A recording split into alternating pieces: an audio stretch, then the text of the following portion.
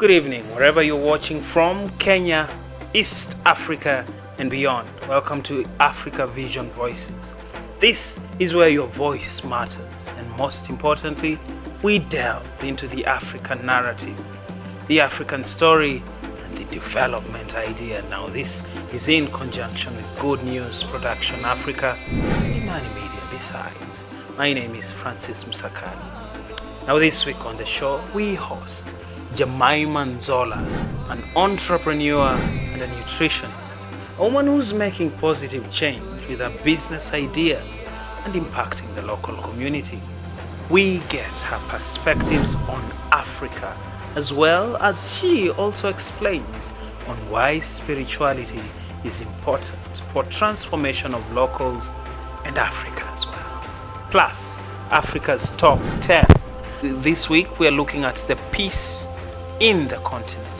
We rank the countries of Africa based on their ability to have and sustain stability. You're watching Africa Vision Voices. I'm Francis Musakali.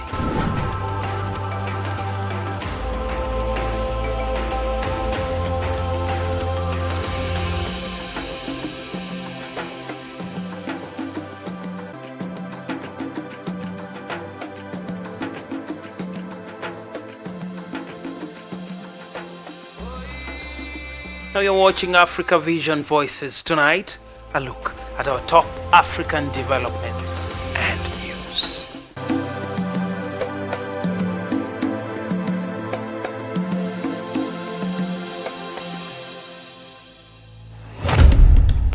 Waste management in Togo has laid to smart bins to stop illegal landfills in Lome.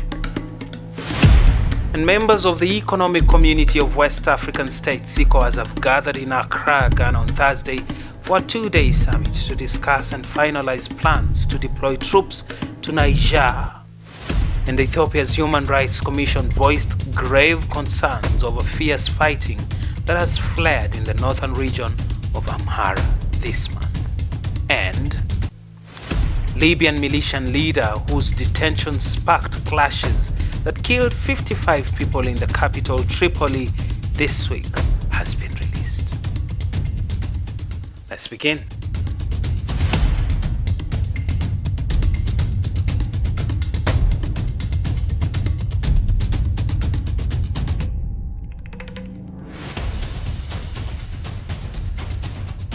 Members of the Economic Community of West African States have gathered in Accra, Ghana on Thursday for a two-day summit to discuss and finalize plans to deploy troops to Niger as part of a military intervention to reinstate outstate President Mohamed Bazoum.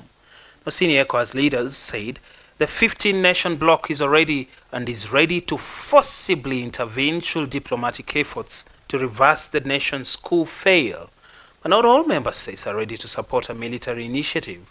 Mali, Burkina Faso, and Guinea all stated that they will side with Niger's junta leaders if the West African bloc deploys forces to the country. Will regional bloc ECOWAS send troops to Niger to face off with the junta? All eyes are now set to determine the next line of action after the activation of the standby force of the regional body and Thursday's meeting of defense chiefs in Accra, Ghana, where all ECOWAS member states, except those ruled by the military, is said to have given a nod for action. I would like to remind us all that the purpose of our gathering is not simply to react to events, but to proactively chart a course that preserves peace, promotes stability, and upholds democratic principles across our region. We must remember that our collective actions today will shape the legacy we leave for future generations. The path that lies before us is not an easy one, but is a path that we must tread nonetheless, with courage and determination. The regional body has already applied trade and financial sanctions, while France, Germany, and the United States have suspended aid programs. Yet, the coup leaders remain defiant. If presidential guards in Guinea and Niger, I'll use the word take hostage their president, nobody And let me repeat, nobody in West Africa is safe. ECOWAS is demanding Niger's coup leaders release President Mohamed Bazoum after his July 26 ouster, warning that the bloc could send in troops. The ball is in the court of the junta, the CNSP, in Niger. If they pull back from the brink, the military option will not be necessary. But we want to warn them that all options are on the table, and no option is off the table. The Accra meeting of top army commanders comes after fresh violence in Niger, with jihadists killing at least 17 soldiers in an ambush. The Economic Community of West African States, ECOWAS, has said most of its member states are ready to participate in standby force that could intervene in Niger following a coup there last month. Now, defense chiefs from the 15-member regional bloc met in Accra on Thursday as part of the latest efforts to overturn the removal of Mohamed Bazoum, Niger's president, who was deposed in a July 26 coup. All member states except those under military rule and Cape Verde were ready to participate in the standby force. Now, ECOWAS Commissioner Abdel Fattah Musa said on Thursday. West African military chiefs met in Ghana on Thursday to coordinate what could be a possible armed intervention to reverse a coup in Niger. The Economic Community of West African States, ECOWAS Commissioner Abdel Fattah Musa, said all member states except those under military rule and Cape Verde are ready to participate in the standby force. ECOWAS last week agreed to activate a standby force to restore constitutional order in Niger and demanded the country's coup leaders release President Mohamed Bazoum. ECOWAS troops have intervened in other emergencies since 1990, including in wars in Liberia and Sierra Leone. Ivory Coast, Benin and Nigeria are expected to contribute troops, but little detail has emerged over a potential Niger operation. Niger's army generals have threatened to charge Mohamed Bazoum with treason, but also say they are open to negotiations. Now, the coalition led by South Africa's largest opposition party on Thursday urged other parties to join them in a bid to secure enough votes in the next year's elections to unseat the ruling ANC. For the first time since the advent of democracy in 1994, the African National Congress, ANC, risks losing parliamentary majority in 2024 and therefore the presidency. Now, this comes against a backdrop of growing discontent with corruption, an unprecedented energy in crisis, and a flagging economy marked by unemployment. After a two-day meeting and following months of negotiations between 7 South African opposition parties, the multi-party convention agreed to work more closely as the country heads towards election in 2024. The leaders of the opposition parties said this will pave way to oust the ruling African National Congress led by President Cyril Ramaphosa. It's a historical moment for South Africa. This is the first in the modern era of South Africa that our coalition is cobbled together before an election campaign. Today, I believe we have started to build the platform that is going to free South Africans from the ANC and start the work required to fix our country. This comes against the backdrop of growing discontent with corruption, an unprecedented energy crisis, and a flagging economy mapped by unemployment. If we don't have that, we're not going to turn around South Africa. There has to be. The people of South Africa are not happy about how our country is governed. Almost everything is falling apart and going from bad to worse. This is why the people of South Africa must speak loudly and clear in 2024 and say enough. The historic party fell below 50% mark for the first time in local elections in 2021. For the first time since the advent of democracy in 1994, the African National Congress ANC risks losing its parliamentary majority in 2024 and therefore the presidency. Ethiopia's Human Rights Commission voiced quote-unquote grave concern over fierce fighting that have flared in the northern region of Amhara this month and denounced a wave of arrests of ethnic Amharas. Now, the arrests, or rather the unrest, revived fears about the stability of Africa's second most populous country, 7 months after a peace deal ended a brutal 2-year conflict in the neighboring region of Tigray. Less than a year after a landmark peace deal, the threat of civil war looms once again over northern Ethiopia. The country's MPs approved a national state of emergency on Monday as fighting continues to rage in the Amhara region. Peace and security issues are a threat to the constitutional order and to national sovereignty. In this situation, it is necessary to declare a state of emergency. Ethiopia's second largest region has witnessed heavy fighting since early July. Tensions began to rise in April when Prime Minister Abiy Ahmed said he wanted to dismantle various paramilitary groups across the country, a declaration perceived as a betrayal by Amhara militias that fought alongside the army during the Tigray conflict and that decided to take up arms. Fierce fighting recently saw the government retake control of the region's main towns and cities, but the Ethiopian Human Rights Commission says the violence has taken a heavy toll, especially on civilians. And let's turn our attention to Sudan, a country in war, in the brink of a collapse. Thousands of people dead. More than 3 million have fled the country. The conflict in Sudan has displaced more than 3.4 million people inside the country. A report released on Tuesday by the International Organization for Migration has said. Now, those who escaped Sudan have arrived in other countries in the region, including Egypt, Libya, Chad, Central African Republic, South Sudan, and Ethiopia. Now, 4 months into the war, reported incidents of gender-based violence, including sexual assault, have surged by 50%, according to the UN. This piles more pressure into the healthcare system, already depleted by insufficient aid, electricity shortages, and hospitals damaged by the fighting. There was a time when civilization was flourishing in Sudan, the North African nation. It has always been rich in resources, which is also one of the reasons behind its downfall. The power games that play out and destroy the nation a little more each day. This is what most of Sudan looks like now. Buildings and cars on fire, billows of smoke pouring out. Over 1 million people have fled the nation and gone to neighboring countries. They had to. Life in Sudan has been unsafe for a while now.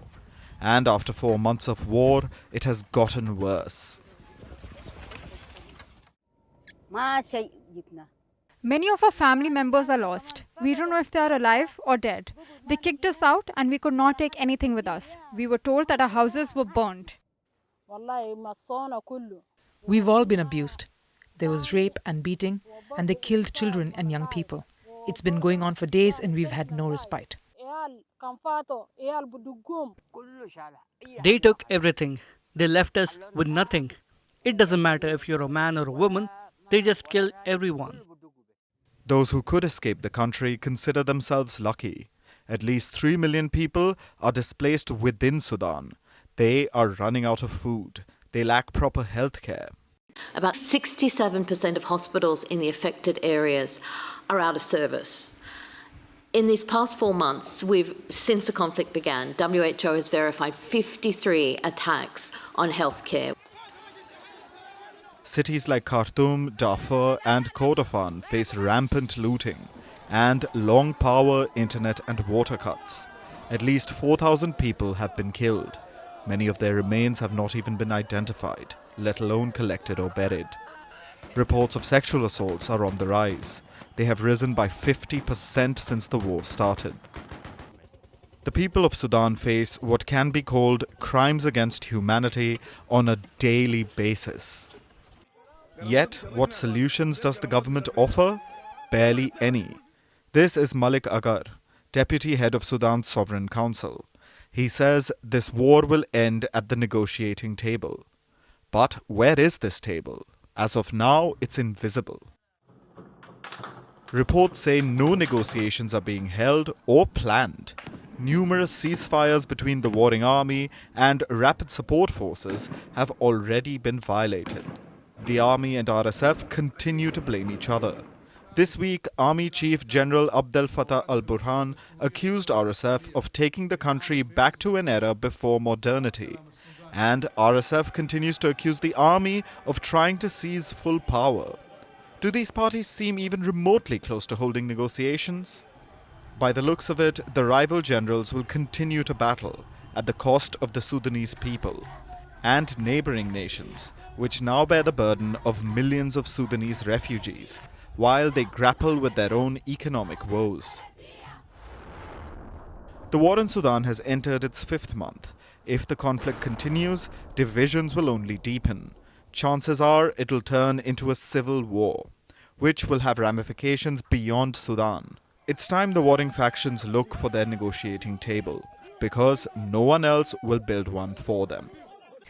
38 people, including children, were rescued, with footage showing them being helped ashore. Now someone stretches on the island of Sal. Almost all those on board to the boat, which was set to sea over a month, are thought to have been from Senegal. Cape Verde officials have called on for global action on migration to help prevent further loss of life. The vessel was spotted on Monday.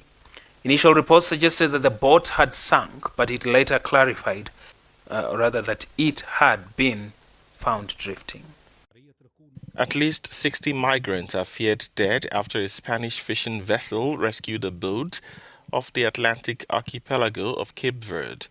Authorities and migrant advocates on Thursday said the boat originally had more than 100 people aboard. 7 bodies were found on the boat, and an estimated 56 people remain missing at sea and presumed dead.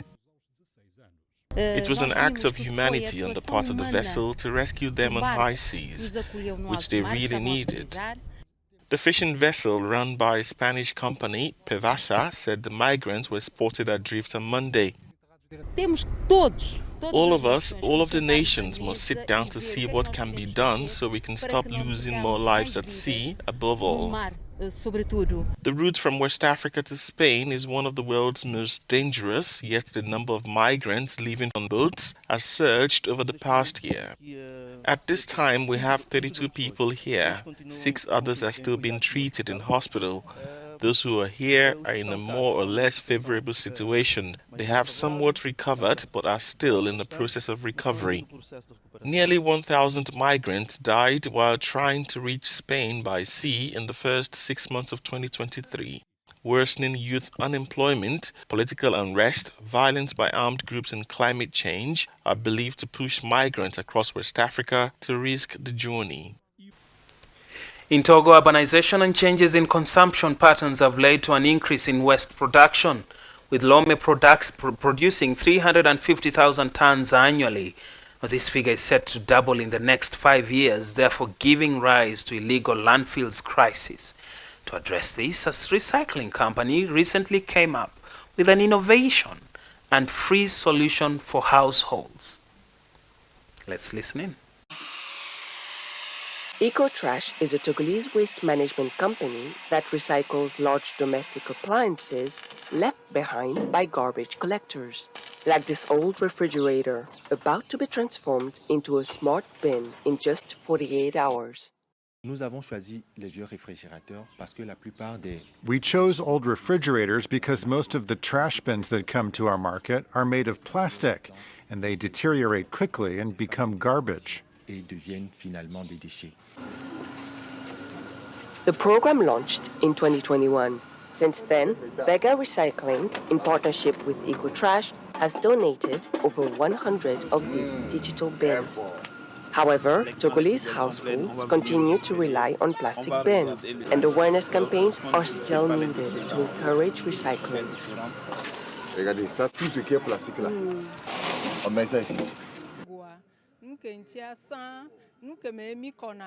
We agreed to get the smart bins because our old ones were not suitable. When we put garbage in them, they overflowed, and when the garbage collectors did not show up on time, our street became a dump site. Once full, users scan the bins to alert Vega Recycling, which also functions as a waste sorting center. We handle the alert immediately thanks to geolocation. We send our garbage collectors. We are in a closed circuit. The plastic waste will be transformed into pellets, which will themselves serve as raw materials to produce plastic objects. 50 tons of trash are collected and sorted monthly. Plastic waste is then recycled into pellets to limit the need for imported plastic bags, which have been officially banned in Togo for the past decade. You're watching Africa Vision Voices. Time for a quick historical fact and back timeline in the great continent of Africa.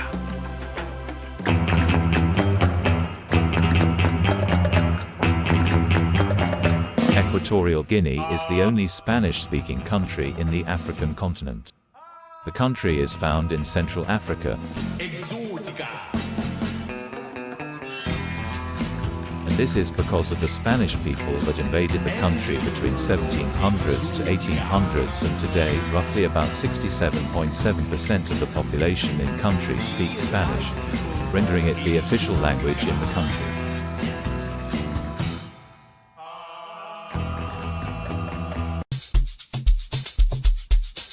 South Africa is the leading African country with most airports in the continent.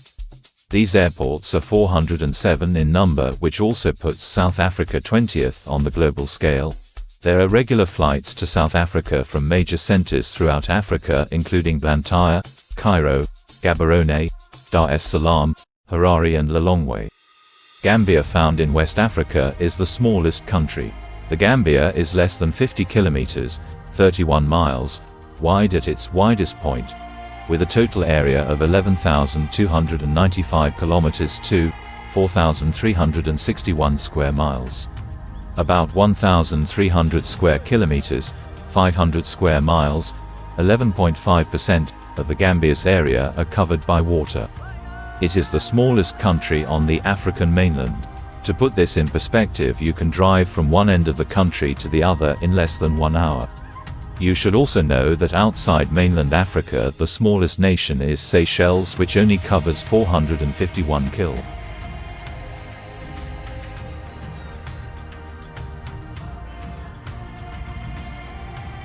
The first country to gain independence was Ghana in 1957.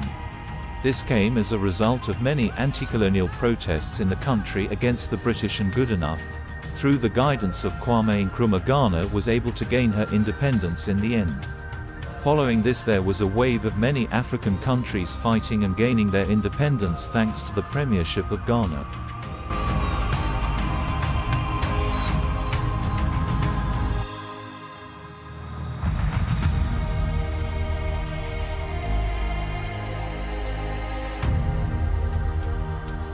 The most populated country in Africa is Nigeria, which makes it also experience a lot of heat waves. It has around 202 million people as of 2022. This has also made it the most productive nation in Africa. It also has very high numbers in terms of exportation of labor to other countries in the African continent and the rest of the world.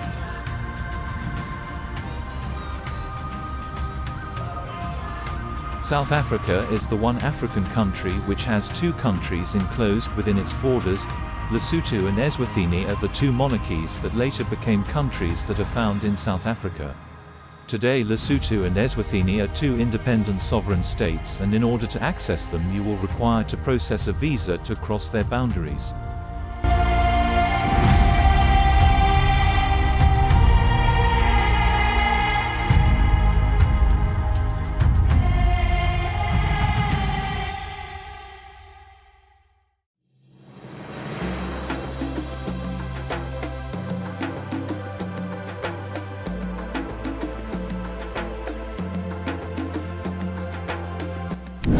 And welcome back Tonight on Africa's Top 10, we feature the performance of countries in terms of peace and stability.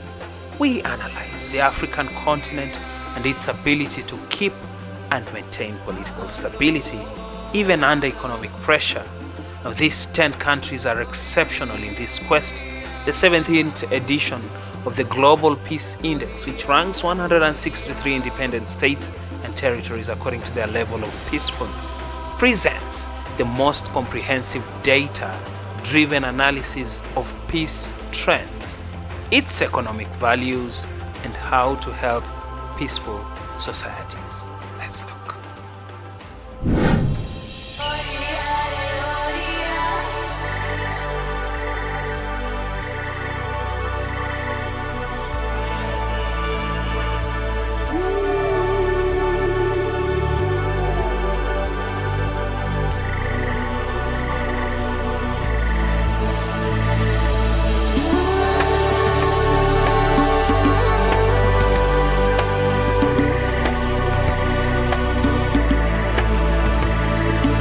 You are watching Africa Vision Voices with Francis Musikali together with Good News Production Africa and IMANI Media.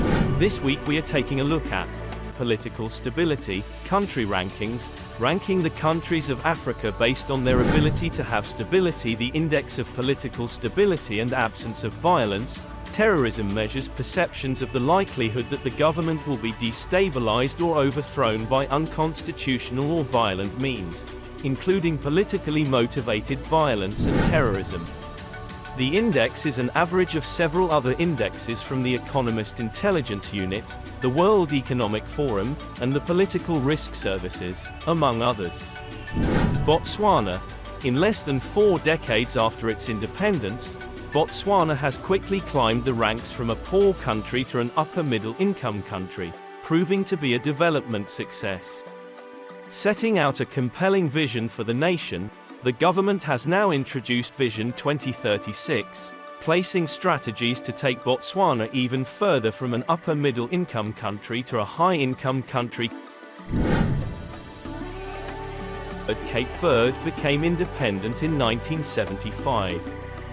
Since the early 1990s, Cape Verde has been a stable representative democracy and has remained one of the most developed and democratic countries in Africa. Cape Verde is famous for its warm tropical climate, volcanic islands, wonderful musicians, and delicious cuisines.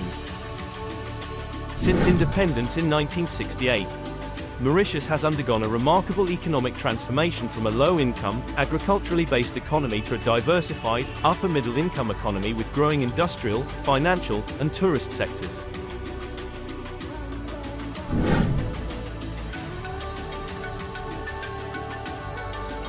Seychelles' independence since 1976, the Seychelles is a relatively young democracy.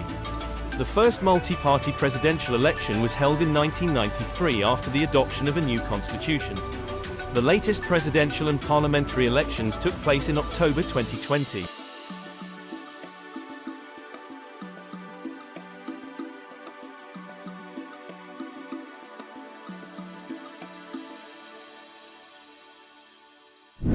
Sao Tome and Principe. A Portuguese-speaking country, it has a population of about 225,000. Classified as lower middle income, it is a small island state with a fragile economy, highly vulnerable to exogenous shocks. The Democratic Republic of Sao Tome and Principe is a multi-party constitutional democracy. On September 5th, voters elected President Carlos Manuel Villanova as head of state. Namibia. Namibia is a democratic but one-party dominant state with the Southwest Africa People's Organization in power. Namibia gained its independence from South Africa in 1990. Namibia is one of the safest countries in Africa and its democracy is one of the continent's most stable, having held several peaceful multi-party elections since its independence. It enjoys particularly good relations with South Africa, and, in fact, the South African rand is legal tender in Namibia. With a nickname of the Smiling Coast of Africa, you won't find a warmer welcome than in the Gambia. The Gambian economy is heavily dependent on peanut, groundnut, production and export. The country is known for the beaches along its small Atlantic coastline and for being home to Jafure, the reputed ancestral village of Kunta Kinte, the main character in Alex Haley's well-known novel Roots. The Gambia gained independence from the United Kingdom on the 18th of February 1965. From 1965 to 1994, the country was ostensibly a multi-party liberal democracy. It was ruled by Dauda Jawara and his People's Progressive Party. However, the country never experienced political turnover during this period, and its commitment to succession by the ballot box was never tested. The politics of Zambia takes place in a framework of a presidential representative democratic republic, whereby the president of Zambia is head of state, head of government and leader of a multi-party system that each has their own language. There are 8 official languages, with English, Nyanja and Bemba being the widest spoken. Zambians are renowned for being very friendly and welcoming, and visitors are invariably touched by the warmth with which they are greeted. Rwanda recording the 5th largest improvement in peace and moving up 25 places in the rankings over 1 year, Rwanda now sits as the 79th most peaceful country on the 2019 Global Peace Index, GPI. There is a notable reduction in violent crime in Rwanda over the last year.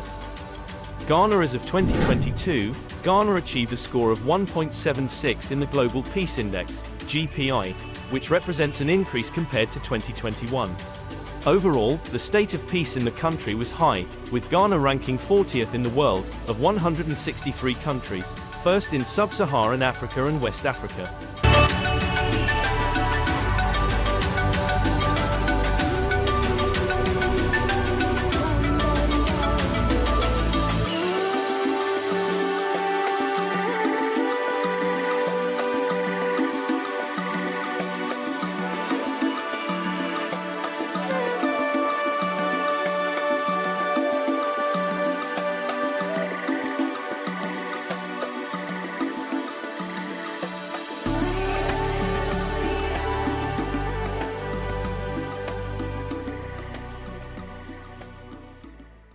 You can also talk to us on Twitter at Musakali_real, that is at GNPI Africa, and on Facebook Imani Television, and on YouTube Imani Television Kenya, where we build your faith in Christ Jesus.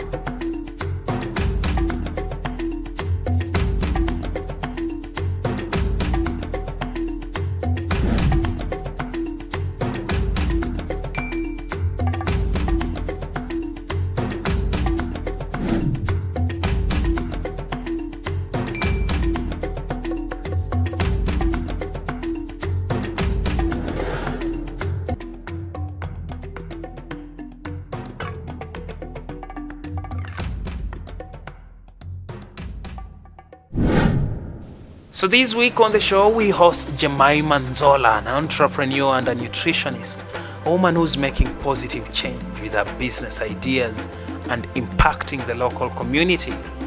We get her perspective on Africa, and she also explains why spirituality is an important factor for transformation of locals and Africa as well.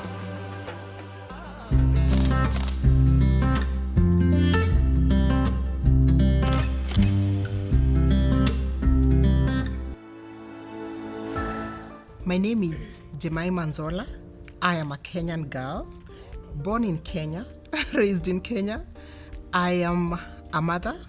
I am married to an amazing guy called Eric Nzola. We are blessed with 3 children, Joy, Jeremy, and Jewel. So I remember my grandmother really loved God. She's the one who introduced me to Christianity. So every evening she'd call me to read the Bible for her because she was illiterate. So in a bid to just read for her, I started loving the Word of God.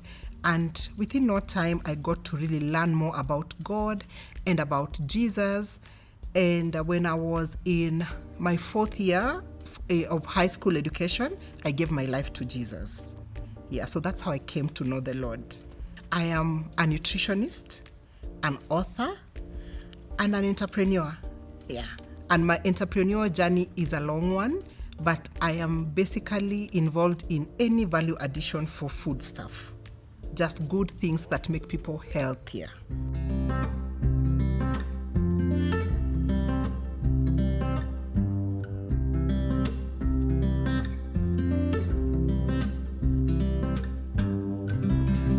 I'm really proud to be an African, and I love being an African. And I really think that it's a blessing to be in Africa and to be an African. So as a business lady in Africa, I've gone through, the whole 9 yards of doing business, whereby you get to face the challenges, you get to face the wins and everything else. But the most amazing thing is I see a lot of possibilities in Africa. Many times people say that Africa has limited resources, but for me, what I believe is where there are a lot of problems, that is where you can get very many business ideas. I see a lot of very unique businesses that Africans can do. So in my journey, that's exactly what I've done. I always look at the needs of the people and ask myself, what is it that the people need? So sometimes the people really know what they need, other times they don't know what they need. But I guess through just divine inspiration, we are able to know what we should offer to the market. And that's how I see business ideas. That's how I pick the ideas that I follow through and turn them into businesses. So there are so many opportunities in business for Africa, and especially even for whether it's a man or a woman in Africa. Now, definitely there are challenges. We always look at things like capital. When you're starting a business, you have this great idea. You need capital to introduce it to the market, to package, to source for raw materials, to employ staff and stuff like that. But many times the capital is really an issue. But for me, what I've learned to do is to start small, but think big. So always any business idea that I've had has been a very big idea. I call them God ideas because through normal eyes, it's not very easy to actualize. But what I do is I don't just fold my hands and wait for one day when I'll get a lot of money. I decide to start. I start from where I am. I start with the little resources that I have, and then the business grows organically.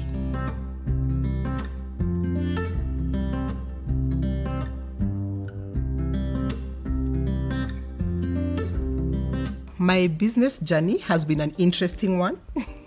I've seen the good, the bad, and the ugly. I remember just before COVID hit, my business was soaring. I had great plans. One of my businesses is a juice business, fresh juice business. So I had a lot of plans. I knew we are expanding, we are growing, the market is ready for us because we specialize in offering fresh juices, all natural with no added preservatives. So it's very, very healthy drink. So I had set up a shop, the first one, and then I expanded to another one. And then just as after the expansion, COVID hit. And I remember now this place where I set up the second shop was very vibrant with very many people. It's a residential area. All of a sudden, people didn't have buying power. They couldn't buy the juices. But now what happened? It just turned around. I started getting very good ideas about how I can go about it. I decided to turn it into an online shop. So what happened is I marketed to different areas, even further than where the location of the shop is, and I started getting customers from far and wide. And interestingly, I think we really sold more than we had even anticipated. And the good situation is, again, still happened during the COVID season. I realized that there's a big market for healthy stuff. All of a sudden, people started caring about what they're eating, what they're drinking. And what I did now with my nutrition background, I started packaging very good healthy supplements, things that in normal setting people don't really use. But I started packaging and training people on how to utilize them. So that brought in a new line of business for us.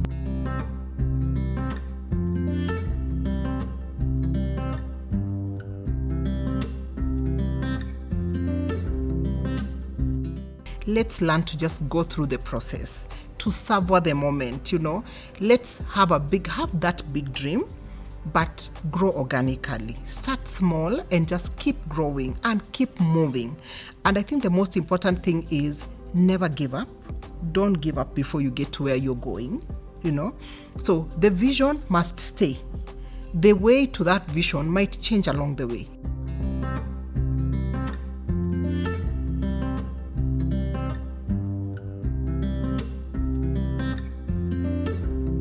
I really believe that there is no physical life and spiritual life. It is one. We are spiritual beings, We just live in a physical body so that we can function in this world. Therefore, what I would inspire my fellow people is, let's focus on God. Let's seek to know who we are in God. What is God's plan for us? What is that grand thing that God created you to do? And go ahead and do just that. I do believe that God did not create junk. Nobody is useless. Everybody has something that they need to do while they're still on earth. So it's very important to just find time, discover it, go for it, and do that thing that God called you to do to the glory and honor of God. Yeah, because we are representing an excellent God.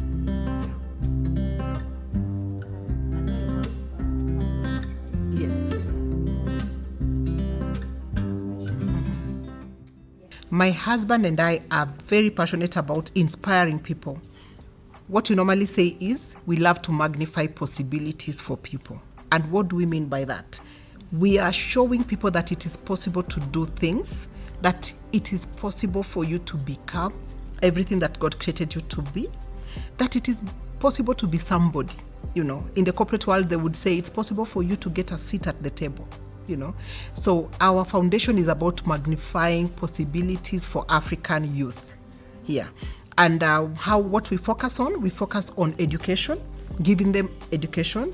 So there are very many people from mostly upcountry or maybe from the slum areas who are privileged. They're bright, but they're not privileged enough to afford to go through their education. So those are the kind of people that we support. We also support environmental issues, and we also support well-being issues, that is health issues, just teaching people how to live well and to eat well and to take care of their bodies.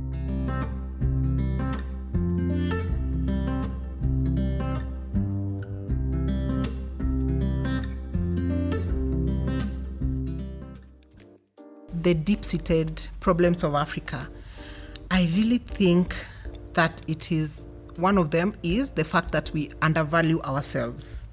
We don't appreciate who we are.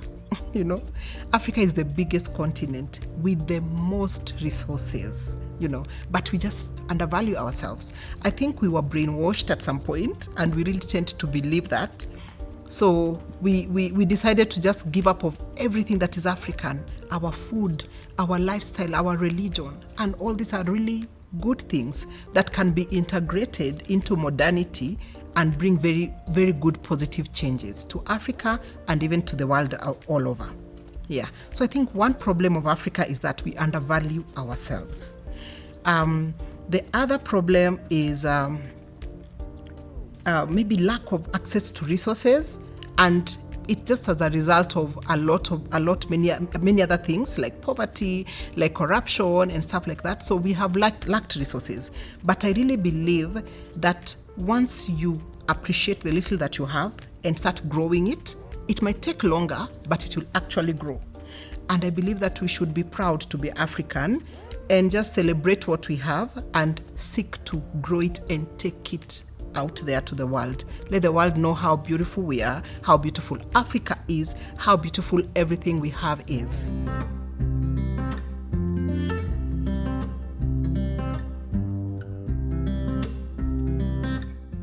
Every individual should actually have short-term goals, medium-term, and long-term goals. So maybe I can say in my next 5 years, I see myself having streamlined everything, because we've been doing quite a lot. So I'm seeing myself having streamlined everything to be able to have a focus. Yeah. So as I said about our foundation, the 3 areas that we are focusing on, which is education, environment, and health. So that's the same way we want to do even in our other businesses, to just ensure that we are focusing on some specific things and creating a system around it, an infrastructure around it that will be passed on generations to come.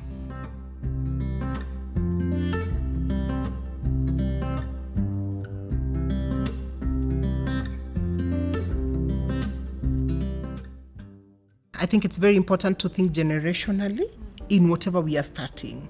It should not end with us. It might not continue to be the same way. It will improve, of course, with time and across generations, but it needs to continue. And one way to do that is by involving the younger generation in what we are doing now. Yeah, we shouldn't just insist on sitting on that at the helm, on the chair, that I am the one, I am the director, I am everything. It's very important to also introduce the younger ones. And that's why our foundation is called the Life Prep Foundation, because what we are doing to these young people is preparing them for life. Transformative.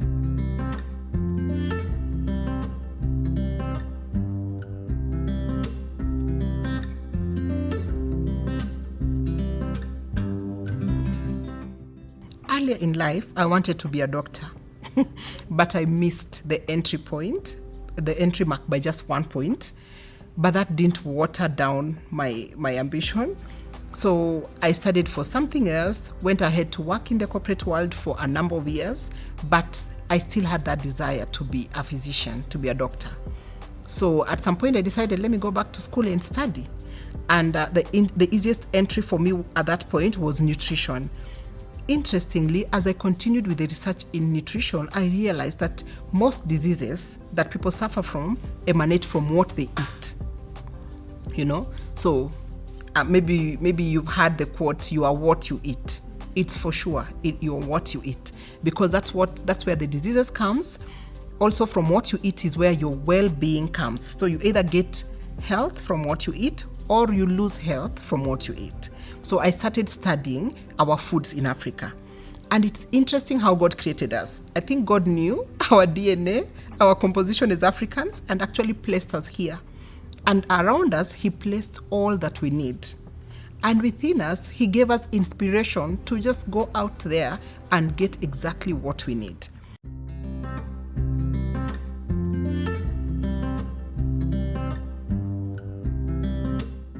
Apart from being a nutritionist, I'm also an author.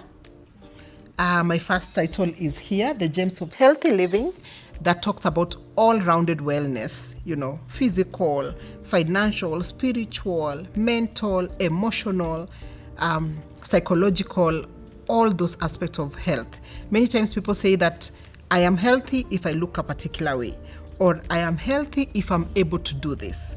But I've realized that wellness is a sum total of all those areas. So that's what the book is about. It's an amazing book. I would recommend it to anybody who wants to live a fulfilled and fruitful life. And the book is available. You can get me on my social media handles on Instagram and Facebook and Twitter, and it is Jemima Nzola on all those 3 avenues. And then apart from that, as a nutritionist, I run a practice. You can still get me through that if you need any consultation on matters nutrition.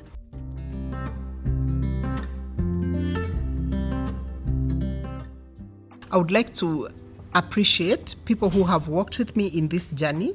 I've realized that you can actually not light a fire alone.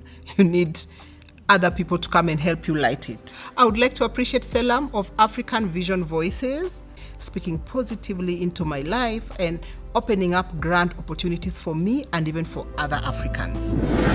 Well, that's just it for this week's episode of Africa Vision Voices. I certainly do hope that you did know something about Africa and how you can change and make your space impressive in the now and in the days to come. I'd like to leave you with a quote from the great Chinua Achebe. He was an African, Nigerian novelist, poet, and critic, who still to this age is regarded as a central figure of modern African literature. He says, "Become familiar with your home, but also know about your neighbors. The young man who never went anywhere thinks his mother is the greatest cook." God bless you, and God bless Africa.